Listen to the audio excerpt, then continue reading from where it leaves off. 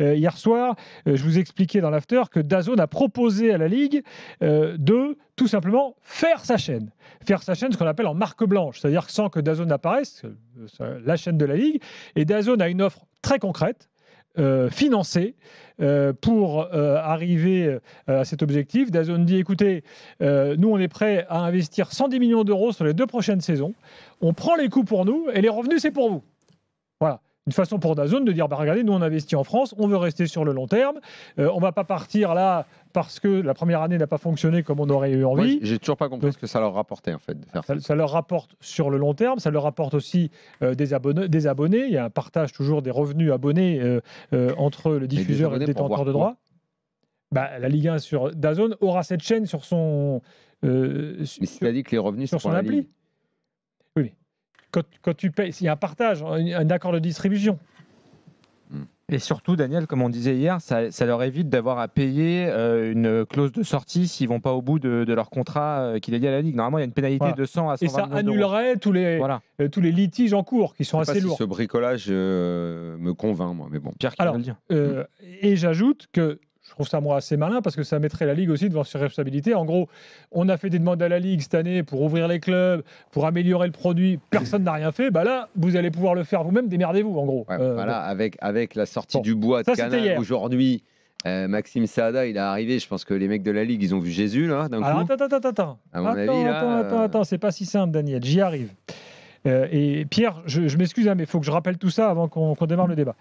Donc, aujourd'hui, on apprend par l'équipe que Canal veut également s'impliquer dans cette chaîne. Alors peut-être que Canal a entendu DAZN et ils se sont dit, attends, pourquoi pas nous ? Bon. Et c'est quand même une première depuis des années, là, parce qu'il y avait le gel absolu entre la Ligue et Canal, impossible de se parler. Depuis Canal que Vincent Labrune ne parle plus et que De Taverneau est arrivé, c'est un peu mieux. Tout à coup, Nicolas de Taverneau, on voit peut-être lui qui a fait le lien dans tout ça. Il est encore là, Vincent Labrune, quand même. Il n'est pas arrivé pour rien. Il est encore là, Vincent Labrune. Oui, c'est lui qui range les verres, les bouteilles. Je vais vous expliquer ce que propose Canal. Je vais vous expliquer ce que propose Canal, mais le contexte, sachez-le, c'est que demain, il y a un conseil d'administration de la Ligue où il pourrait y avoir des décisions de prise, ou en tout cas les projets Canal et DAZN vont être à nouveau discutés, ce qui a déjà été le cas en début de semaine d'ailleurs, concernant DAZN. Pas Canal, vu que là, l'info est sortie aujourd'hui.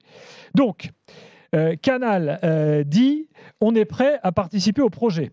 Et il se dit... La chaîne se dit très attentive concernant la réunion de demain pour la diffusion de la Ligue 1. Maxime Saada, qui est le président de la chaîne, a eu aujourd'hui même plusieurs présidents de Ligue 1. Donc ça y est, contact établi, on dialogue, on discute. Président de Ligue 1, on parlait à Jésus. Donc. Voilà. L'idée étant de redonner de la valeur au produit. Et Maxime Saada dit au président, écoutez, c'est simple, c'est son discours. Il a dit, si vous voulez que votre produit reprenne de la valeur, ça passe par nous, ça passe par Canal. Et je pense que les présidents sont en transe de voir Canal éventuellement intéressé. Peut-être. Ça fait tellement longtemps qu'ils attendent. Tout ça, évidemment, avec des discussions avec Nicolas de Taverneau, qui a discuté avec Saada ces derniers jours, qui le reverra dans quelques jours. Voilà, le diffuseur donc historique, Canal+, estime bénéficier du meilleur savoir-faire en termes de production, de puissance marketing, de commercialisation, de négociation avec les distributeurs. On n'en doute pas trop. Voilà, donc en gros, ils expliquent, ils disent, attendez, nous, on est meilleur que DAZN. En fait, c'est ce qu'ils veulent dire. Voilà. On n'en doute pas trop. Je pense qu'on n'est pas loin de la réalité. Alors, attendez, vous allez peut-être un peu vite, les gars. Tout ça n'est pas si simple. D'accord. J'y arrive. Alors, évidemment, Canal verrait d'un mauvais œil un projet DAZN, clairement, et Canal serait prêt à ne pas distribuer une chaîne si c'est DAZN qui... Petit coup de pression, chantage. Voilà. Soit vous si c'est DAZN qui l'assurerait. On renoue les liens, mais si vous allez avec DAZN, c'est rupture. Au vu du passif, ça se comprend. Mais attends, je rappelle par exemple que Canal n'avait jamais pris la Ligue 1 quand c'était sur Amazon. Canal aurait pu distribuer la chaîne. Canal avait dit niet. Voilà. Donc ce ne serait pas une première. Maintenant, on en arrive à un autre élément important, c'est le prix. Parce que Canal aujourd'hui dit, voilà, il y a des sondages qui fixent la barrière psychologique d'un abonnement d'une telle chaîne à 15 € par mois. Oui. Canal dit, oui, c'est un juste prix. Absolument. Bon. Et ristourne à 10 si tu es déjà à Canal. Exactement, Canal dit, et si vous êtes déjà abonné Canal, c'est 10. Cohérent. Et vous auriez donc la Ligue 1, la Ligue des Champions, enfin les Coupes d'Europe, quoi, la Première Ligue, Et puis, si vous vous abonnez en plus à Bein, vous avez l'Espagne. Tu as un pack sport avec ça, c'est bon pour le diffuseur et pour le consommateur. Mais est-ce que c'est bon pour les clubs, cette formule-là? Le pack sport, c'est quelque chose qui est très très important quand même. Alors maintenant, j'en arrive aux questions que ça pose quand même. Et là, je vous demande à tous d'être attentifs. Et une fois que j'aurai posé toutes ces questions, Daniel et Kevin, on va laisser d'abord Pierre nous dire ce qu'il en pense. Et après, vous pourrez bien sûr enchaîner. Déjà, il y a un souci. Canal n'a pas de trésorerie. Canal a été introduit en bourse sur une base de 6 milliards. Aujourd'hui, la valorisation est à moins de 2 milliards. Donc là, il y a quand même un problème. Comment est-ce qu'ils vont financer tout ça? Bon. Là, Canal ne donne pas de chiffres. DAZN arrive en disant « Nous, on met 110 millions sur la table ». Là, pour l'instant, Maxime Saada, il n'a rien dit. On ne sait pas. C'est flou. Bon. Deuxièmement, je rappelle quand même que Canal n'a pas perdu d'abonnés depuis qu'ils n'ont plus la Ligue 1. Donc, est-ce qu'ils en ont vraiment besoin? La réponse est plutôt non, puisque ça fait des années qu'ils n'y vont plus. Bon. Donc, il y a un risque pour eux vis-à-vis de leurs investisseurs. Ça va peut-être pas générer énormément d'abonnés en plus. Tout dépend de combien ils doivent sortir d'argent. Et en fait, bon, on comprend bien là que Canal met en place un raid pour reprendre la main et sortir DAZN du paysage de façon très claire.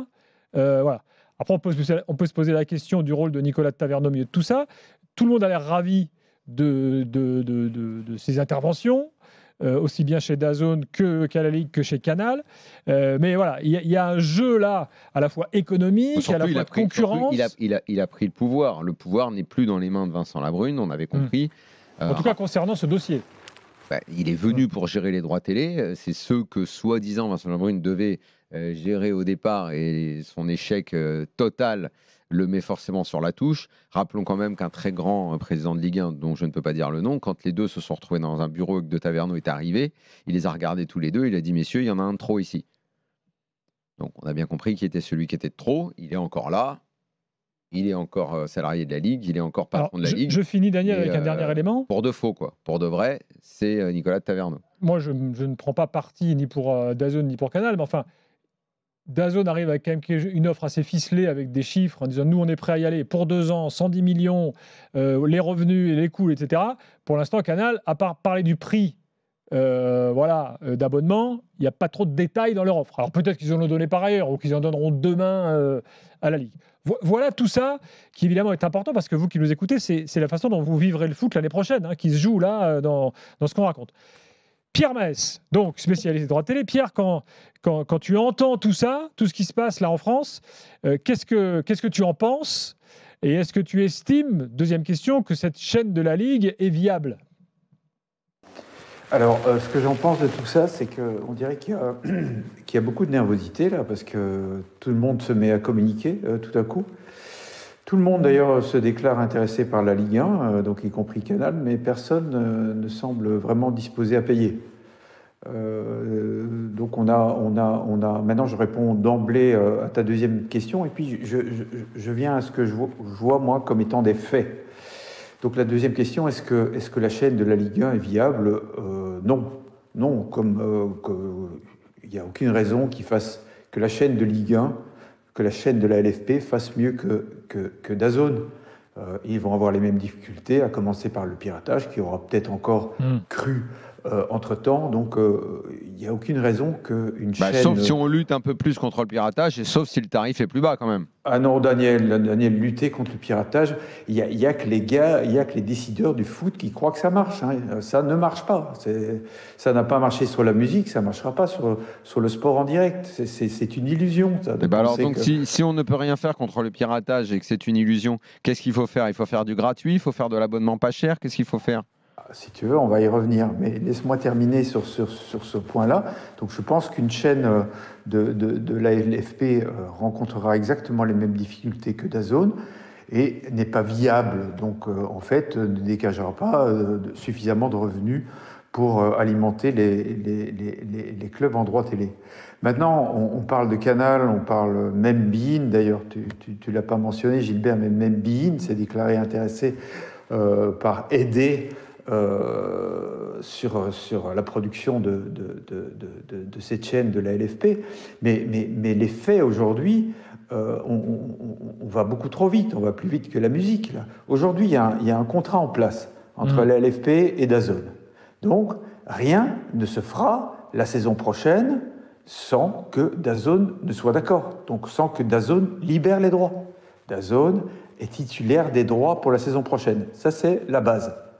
Et le conseil d'administration de demain peut décider ce qu'il veut. Ils ne peuvent rien décider sans l'accord de DAZN.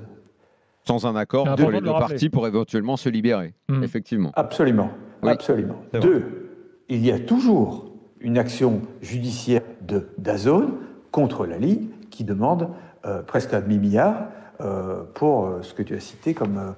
pour le préjudice que DAZN estime subir. Alors voilà. si DAZN fait affaire avec la Ligue pour s'occuper de sa chaîne, ces procédures-là s'effaceraient. Bien sûr. Mais donc aujourd'hui, cette action est toujours en cours. Tout à fait. Ok. Troisièmement, et non des moindres, parce que ça, Gilbert, tu ne l'as pas évoqué, c'est assez... il en a été fait mention dans la presse, mais de manière assez discrète. DAZN n'a pas payé son échéance de fin avril. Ça, on l'a dit il y a quelques jours déjà. Oui, il y a un deal en fait pour mi-mai qui a été passé entre la Ligue et DAZN. D'accord, mais donc DAZN a encore 140 millions à payer. Je trouve que la Ligue ici est dans une position de grand danger. Il reste 3 journées de championnat. Moi déjà, je ne comprends pas comment on peut, dans un contrat, avoir ficelé des délais de paiement aussi débiles. C'est déjà ce qui a coûté très cher à la Ligue au moment du Covid, parce que ça a permis à Canal et à beIN unilatéralement de dire on ne paye plus. Tous les contrats que je connais de droit télé et du foot, on paye la moitié au début et la moitié en janvier. Si ça avait été le cas, DAZN aurait déjà tout payé. Et là, il se retrouve, alors qu'il n'y a plus que 3 journées, à attendre un paiement de DAZN, enfin un double paiement de DAZN qui représente au total 140 millions, c'est-à-dire quasi 40% de ce qu'ils doivent sur la saison. Donc, je répète ce que tu dis, l'usage, c'est paiement au début, paiement au milieu, et là, ça a été mal fagoté. Les gens de la Ligue étant de grands professionnels, effectivement, ils ont ficelé un contrat complètement bidon. Sachant tu as raison, Daniel, tu as raison, c'est complètement incompréhensible. Oui. En plus, ce sont des erreurs qui leur ont déjà coûté de l'argent, parce qu'ils se sont retrouvés, souviens-toi, à l'époque du Covid, devant beIN et Canal. Canal et beIN ont dit on ne paye pas, et ils ne pouvaient rien faire. Ici, ils se retrouvent dans une situation de faiblesse, de nouveau, comme tu dis très bien, dû à leur propre incompétence, je ne sais pas, mais en tout cas, à leur propre erreur. Je ne sais pas comment appeler ça autrement, mais en tout cas. Voilà. Il faut quand même. C'est pas pour les défendre, mais en fait, on peut très bien comprendre pourquoi ils ont accepté ça. Parce que ça devait être une demande de DAZN et que de toute façon, il n'avait personne d'autre. Il n'avait personne d'autre. Donc, je veux bien qu'on ne comprenne pas, mais bon, pour le coup, c'est assez simple. Pourquoi ils ont dû accepter ça. Alors, revenons quand même donc, à ce projet de chaîne. Pierre est très pessimiste sur la faisabilité de l'affaire, mais il y a quand même quelque chose de nouveau là. C'est que il y a une semaine, ils voulaient faire la chaîne, mais ils n'avaient pas d'argent.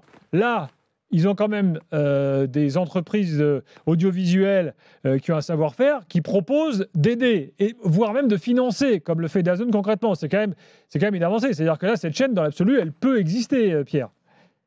Oui, on dirait bien. On dirait bien. Maintenant, je pense que les discussions avec DAZN n'ont pas beaucoup évolué. Je pense que DAZN visiblement a été clair dans ses déclarations dans la presse en disant « Nous, on n'est pas venus pour prendre des pertes sur 1 an et puis s'en aller. » Donc, ils veulent rester, ça paraît très clair. Ils veulent en fait consolider la position qu'ils ont acquise. S'ils ont vraiment convaincu 700 000 abonnés de s'abonner à leur service, moi, je trouve ça assez énorme, c'est un atout gigantesque. Et d'ailleurs, si la chaîne de la Ligue se lance, vous pensez bien qu'il compte sur ces 700 000 abonnés, que ces 700 000 abonnés puissent être transférés de DAZN à la Ligue. Sinon, la Ligue doit démarrer avec 0 abonnés. Tandis que là, si ces 700 000 abonnés existent bien, ils peuvent avoir, comment on va dire, la perspective de démarrer avec 700 000 abonnés, ce qui est quand même nettement plus confortable.